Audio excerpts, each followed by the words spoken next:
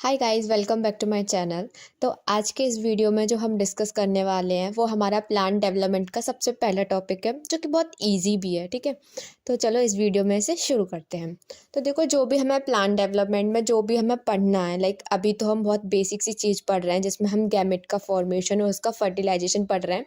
लेकिन आगे जब हम उसमें शूट एपिकल मेरिस्टेम का डेवलपमेंट कैसे होता है और बाकी और भी जो प्रोसेस पढ़ेंगे वो भी हम इसी प्लांट्स के अंदर पढ़ने वाले हैं, जो कि हमारा अरेबिडोप्सिस थैलियाना। ठीक है, तो इसमें सबसे पहले हम एक क्विक रिवीजन ले रहे हैं। बेसिकली ये हमारे रिवीजन नोट्स है। ठीक है, तो पहले इसमें हम क्या रिवीजन लेंगे कि हमारा माइक्रोस्पोरोजेनेसिस कैसे होता है, मतलब कि जो हमारा मेल गैमेट है उसका फॉर्मेशन कैसे होता है। फिर हम इसमें पढ़ने वाले हैं कि जो हमारी मेगा स्पोरोजेनेसिस है, जो हमारी ओवेरी होती है उसके अंदर जो ओव्यूल्स होते हैं उनका फॉर्मेशन कैसे होता है।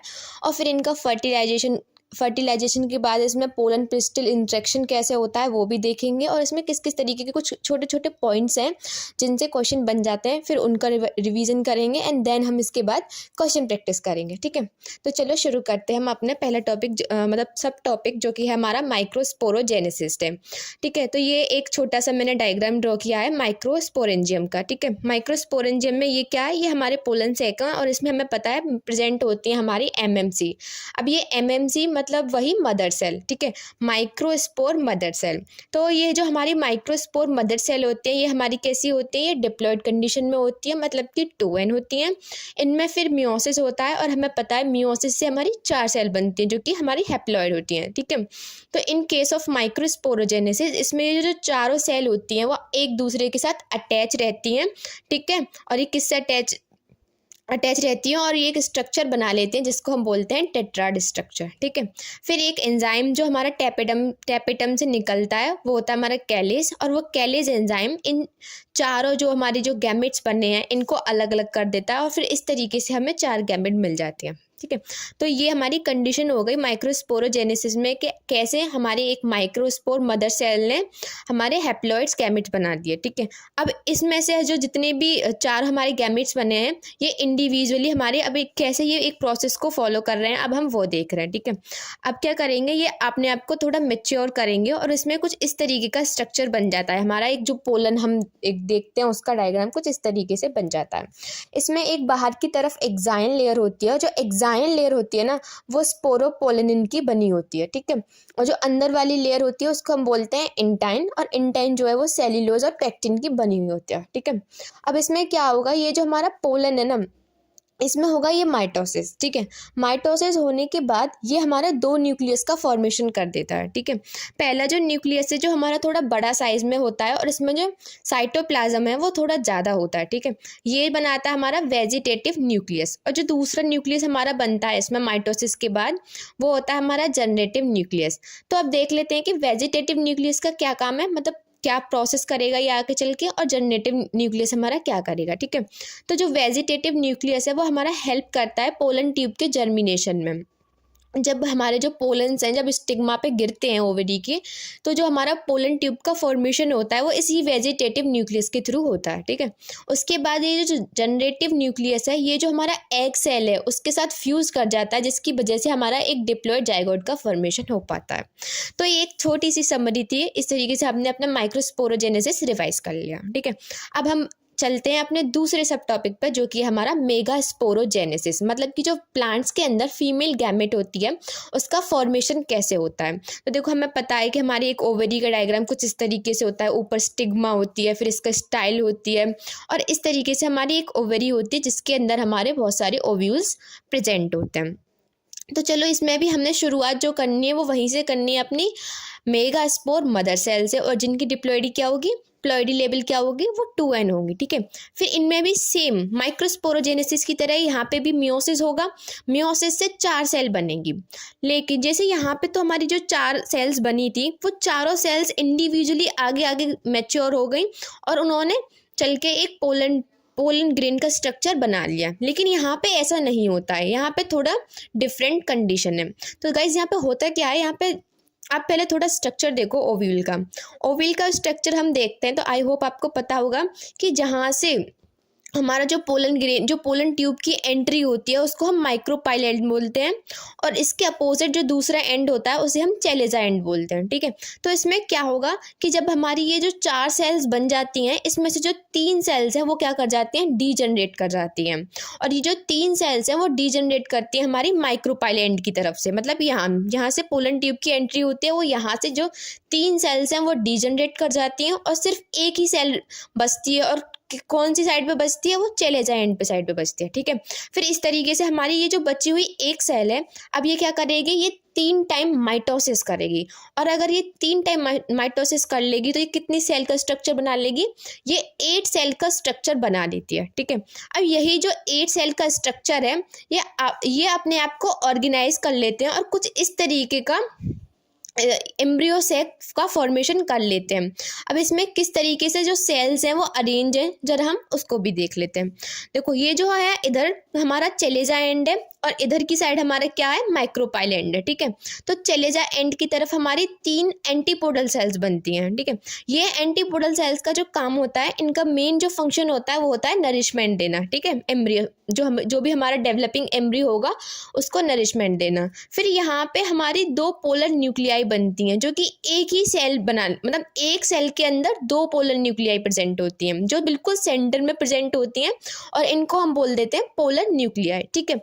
फिर इधर की तरफ हमें 2 सिनर्जिड सेल्स देखने के लिए मिलती हैं और एक एग सेल देखने के लिए मिलती है। तो इस तरीके से हमारी 7 सेल 8 न्यूक्लियाई स्ट्रक्चर का फॉर्मेशन हो जाता है, ठीक है। अब यहाँ पे जब हमारी एग सेल और सिनर्जिड्स को दोनों को कंबाइन करके हम बोल देते हैं कि ये है हमारा एग अपरेटस, ठीक है। तो हमने 2 टॉपिक्स को रिवाइज कर लिया। पहला टॉपिक्स हमने रिवाइज किया माइक्रोस्पोरोजेनेसिस, हमने देखा कि किस तरीके से हमारे जो पोलन ग्रेन्स होते हैं उनका फॉर्मेशन होता है। फिर हमने देखा मेगास्पोरोजेनेसिस, ठीक है। इसके बाद क्या होगा, इनका फर्टिलाइजेशन होगा, ठीक है गाइस। तो अब हम और भी छोटे छोटे पॉइंट्स का थोड़ा रिवीजन ले लेते हैं, और फिर उसके बाद हम क्वेश्चन प्रैक्टिस देखेंगे कि किस तरीके से जो CSIR नेट है उसमें से क्वेश्चन बनते हैं। हालांकि इसमें रिसेंटली इतने क्वेश्चंस नहीं बनने, बट ठीक है हम कर लेते हैं, ठीक है। तो अब हम चलते हैं हमारा तीसरा जो सब टॉपिक है जो कि हम पढ़ने वाले हैं, पॉलिनेशन का टाइप। हमें पता है कि ये जो हमारे पोलन ग्रेन्स बने हैं, ये जो है स्टिग्मा पे जब गिरते हैं तो इस प्रोसेस को हम पॉलिनेशन बोलते हैं, ठीक है। तो ये जो पॉलिनेशन है ये दो तरीके से हो सकता है। एक तो है ऑटोगैमी और दूसरा है हमारा एलोगैमी, ठीक है। तो गाइस ऑटोगैमी क्या होता है, ऑटोगैमी का मतलब है सेल्फ पॉलिनेशन। तो देखो ऑटोगैमी में क्या होता है, मतलब इसमें क्या होगा, जो पोलन ग्रेन्स होंगे वो उसी सेम फ्लावर के उसी ओवेरी पे गिर जाते हैं, ठीक है। तो उसमें क्या हो जाता है, सेल्फ पोलिनेशन हो जाता है। दूसरा जो पोलिनेशन का टाइप है वो है हमारा एलोगैमी। एलोगैमी का मतलब है डिफरेंट फ्लावर्स पे, मतलब ये जो पोलन ग्रेन्स होंगे जो यहाँ से फॉर्म होंगे वो किसी दूसरे फ्लावर के स्टिग्मा के ऊपर गिरेंगे, ठीक है। अब ये 2 तरीके का हो सकता है। ये फर्दर जो हमारा एलोगैमी है वो फर्दर 2 तरीके का हो सकता है। पहला है हमारा जीटिनोगैमी, ठीक है, और दूसरा है हमारा जीनोगैमी। अब इनमें डिफरेंस क्या है ये भी थोड़ा देख लेते हैं। जो जीटिनोगैमी है, यहाँ पे जो हमारे पोलन ग्रेन्स गिरेंगे वो डिफरेंट फ्लावर पे तो गिरेंगे, लेकिन वो सेम प्लांट के, मतलब प्लांट जो होगा वो तो सेम ही रहेगा, बस जो पोलन ग्रेन्स हैं वो गिरेंगे डिफरेंट फ्लावर के ऊपर, तो उसको हम बोल देंगे जीटिनोगैमी, ठीक है। फिर जो हमारा नेक्स्ट है वो है हमारा जीनोगैमी। जीनोगैमी क्या होगा, ये जो पोलन ग्रेन्स गिरेंगे वो different flower of different plant के पे गिरेंगे, ठीक है। तो ये थे हमारे पॉलिनेशन का टाइप। अब इसी में हमारे कुछ छोटे छोटे पॉइंट्स हैं जिनसे मतलब कभी कभी ऐसा क्वेश्चन सॉल्व करने के लिए जो हमें थोड़े पता होने चाहिए। जैसे कि क्लिस्टोगैमी। क्लिस्टोगैमी क्या होता है, कुछ फ्लावर्स ऐसे होते हैं जो कभी ओपन नहीं होते हैं, ठीक है। तो ऐसे फ्लावर्स को हम क्लिस्टोगैमी बोलते हैं। इसमें इस तरीके से भी क्वेश्चन बन सकता है कि मान लो अगर कोई फ्लावर है और उसमें क्लिस्टोगैमी हो रहा है तो फिर उसमें किस टाइप का पॉलिनेशन होगा। तो गाइज ये बहुत ईजी है कि अगर फ्लावर ओपन ही नहीं हो रहा है तो इसका मतलब है कि उसमें क्या होगा, उसमें सेल्फ पॉलिनेशन फॉर्मेशन होगा, मतलब कि उसमें ऑटोगैमी होगी, ठीक है। फिर है हमारा दूसरा चेस्मोगैमस फ्लावर। चेस्मोगैमस फ्लावर्स कौन से होते हैं? ऐसे फ्लावर जिनमें ओपनिंग होती है, मतलब जो फूल जो है वो खिलते हैं, ठीक है। तो ऐसे फ्लावर्स में पॉसिबिलिटीज होती है कि वहाँ पे एलोगैमी हो, लेकिन ऐसे फ्लावर जिनमें क्लिस्टोगैमी हो उसमें तो एलोगैमी की पॉसिबिलिटीज ही नहीं होती, ठीक है। इसके बाद एक और टर्म हम जो देख लेते हैं वो है हमारा होमोगैमी। होमोगैमी का क्या मतलब होता है कि जब हमारे मेल और फीमेल के जो पार्ट है, मतलब जो हमारा फ्लावर है, फ्लावर के अंदर मेल और फीमेल पार्ट जो अगर सेम टाइम पे मैच्योर हो रहे हैं, तो ऐसे फ्लावर्स को फिर हम क्या बोल देंगे? होमोगैमी, मतलब वहाँ पे मेल फीमेल दोनों सेम टाइम पे मैच्योर हो रहे हैं। जो दूसरा टर्म है वो है हमारा डाइकोगैमी। डाइकोगैमी में क्या होगा? मेल और फीमेल जो पार्ट है वो डिफरेंट टाइम पे मैच्योर होंगे और फिर उनमें पॉसिबिलिटीज है कि वहाँ पे एलोगैमी हो, ठीक है। अब हम थोड़ा देख लेते हैं पोलन पिस्टिल इंटरेक्शन के बारे में। ये हमारा लास्ट टॉपिक है रिवाइज करने का, उसके बाद हम क्वेश्चन प्रैक्टिस करेंगे, ठीक है। तो इसमें क्या होगा, हमें पता है यहाँ से पोलन ग्रेन्स आएंगे, वो स्टिग्मा पे गिरेंगे, उसके बाद उनमें फ्यूजन होगा, जाइगोट बनेगा। जाइगोट हमारी एक डिप्लॉइड स्टेज होती है, ठीक है।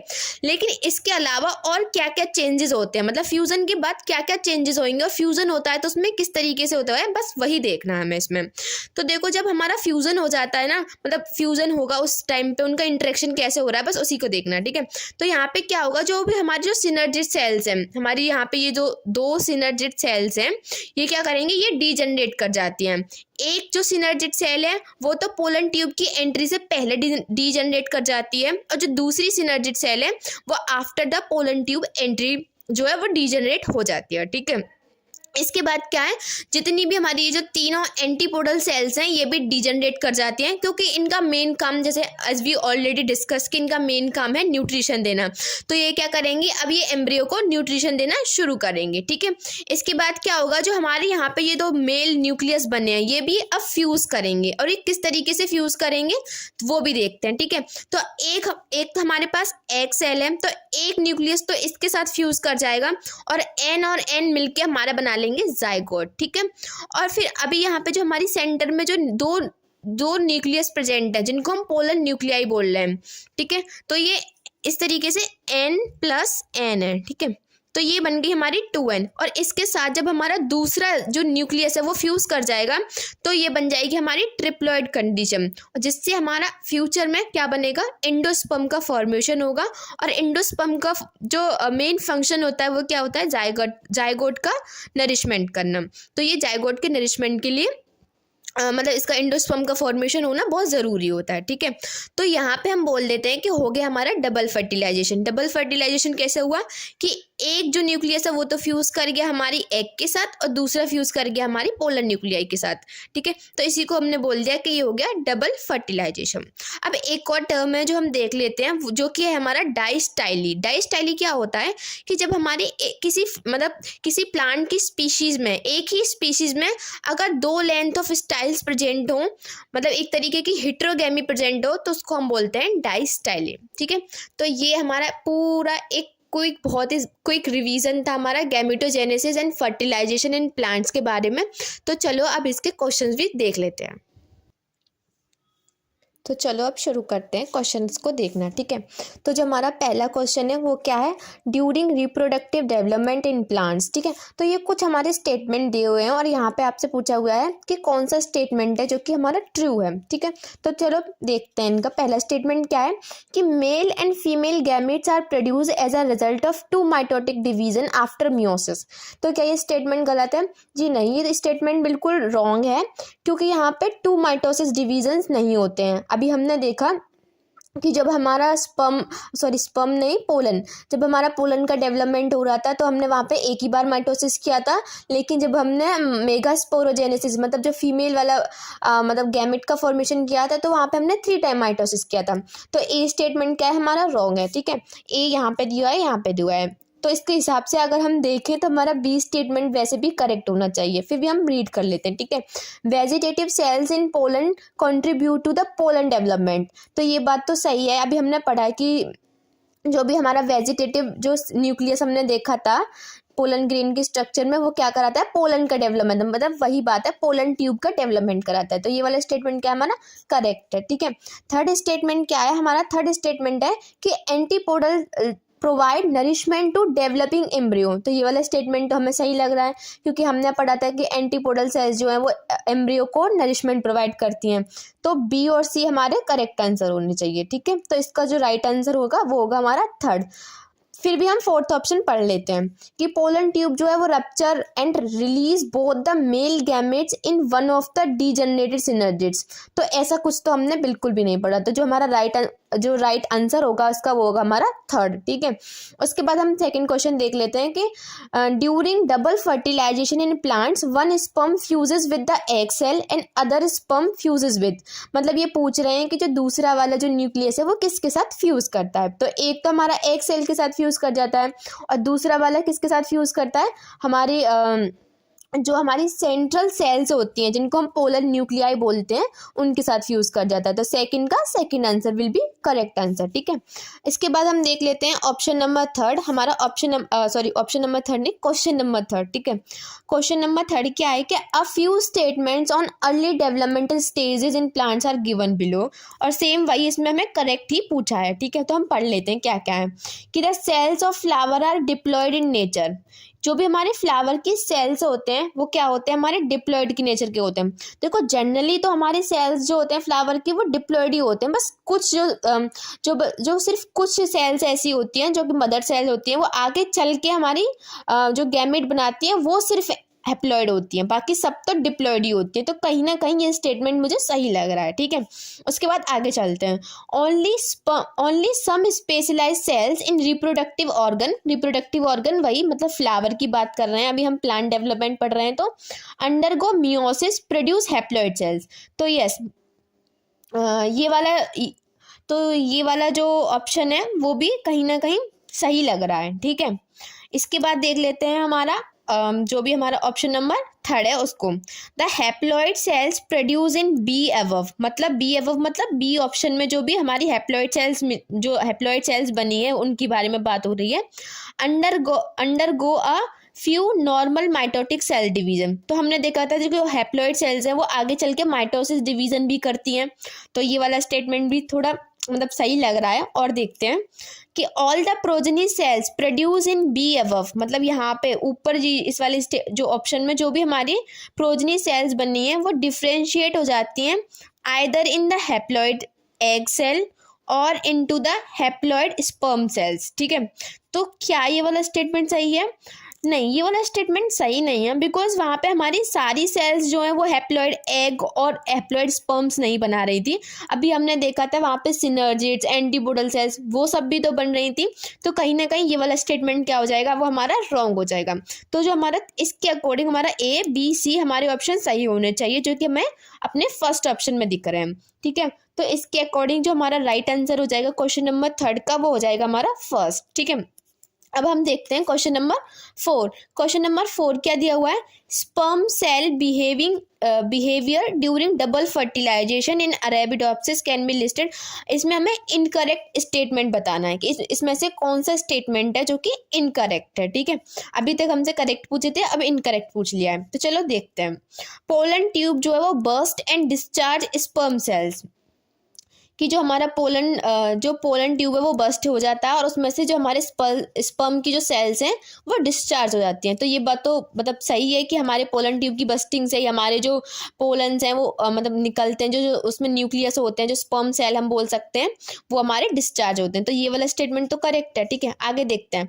पोलन सेल्स जो है वो प्रोड्यूस करती हैं पोलन ट्यूब्स को and enter into the female gamete.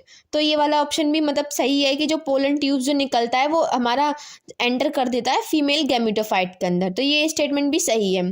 Third statement देख लेते हैं कि द रिसेप्टिव एंटीपोडल सेल्स जो है वो break down when the pollen tube enters the female gamete.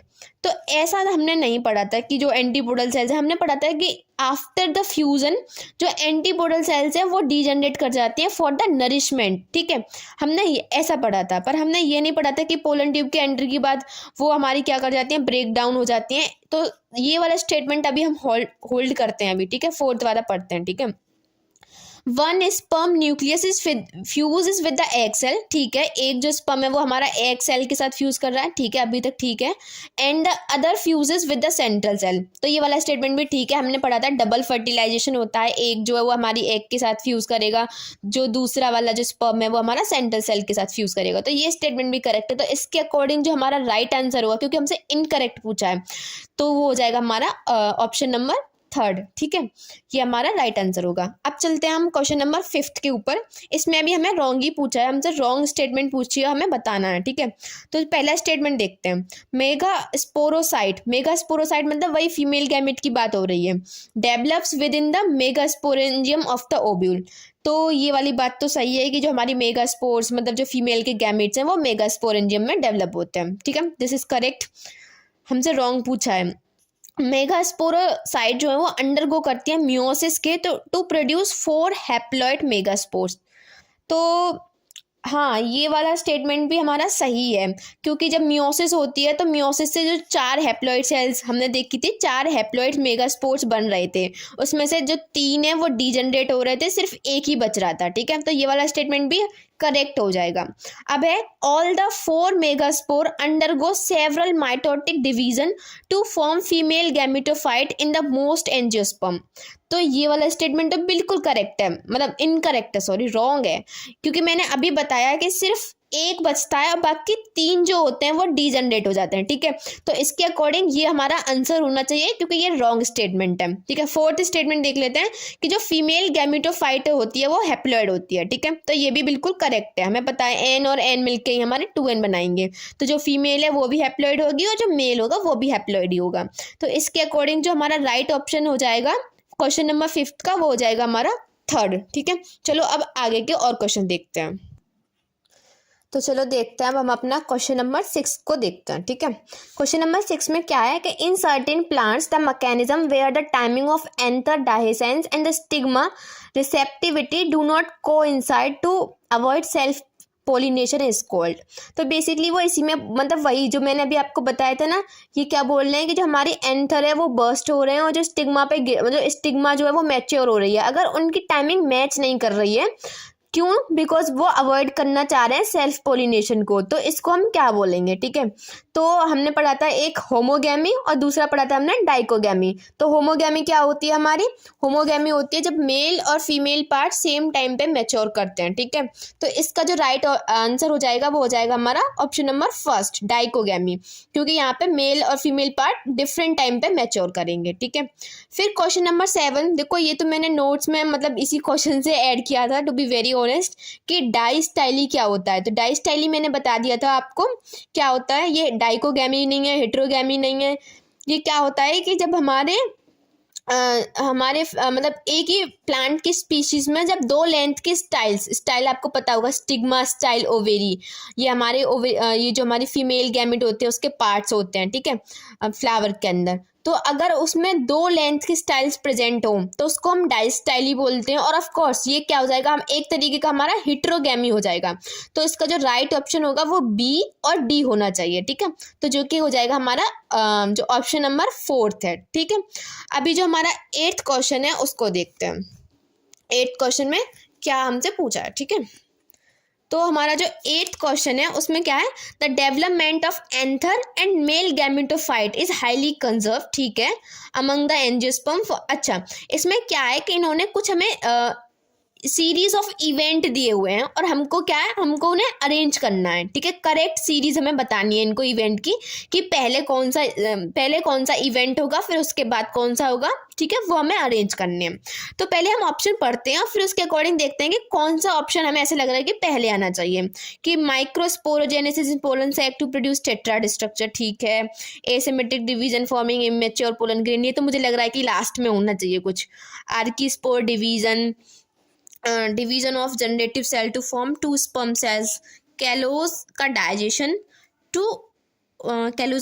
To form free microspore, ठीक है। तो ये वाला क्वेश्चन ना आपके लिए होमवर्क है, आप मेरे को इसका राइट ऑप्शन मतलब बताओगे और फिर मैं आपको बताऊंगी मतलब कि इसका राइट आंसर क्या है। ये आपका खुद का होमवर्क है, आप इसको करोगे और मेरे को कमेंट में बताओगे, ठीक है।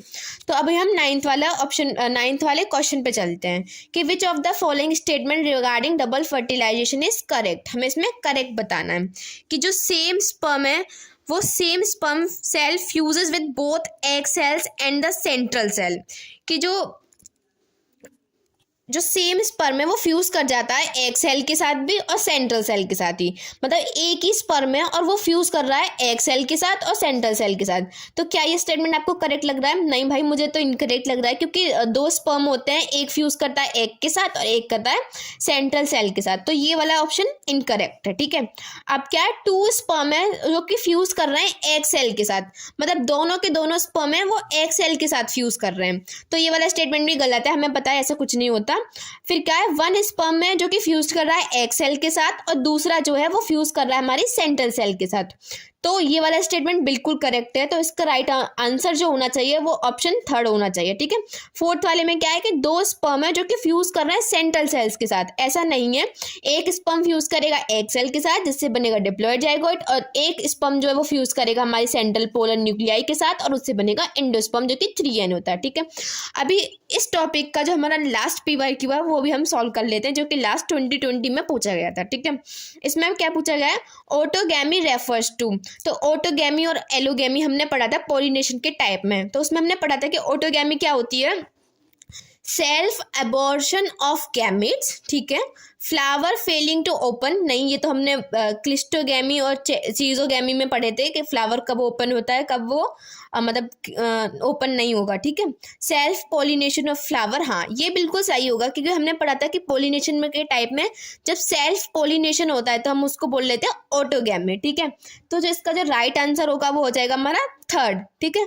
इसके बाद क्रॉस पॉलिनेशन को हम एलोगैमी बोलते हैं, ये भी नहीं होगा, और इसमें कुछ अबॉर्शन ऑफ गैमेट ऐसा कुछ नहीं होता है, ठीक है, ऑटोगैमी में। तो ये थे हमारे PYQ प्लस रिवीजन। तो आज के दिन हमने अपना पहला टॉपिक कंप्लीटली सक्सेसफुली कर लिया है। आई होप आपको ये अच्छा भी लगा होगा और आपने भी अपना टॉपिक कंप्लीटली रिवाइज कर लिया होगा। So thank you for watching.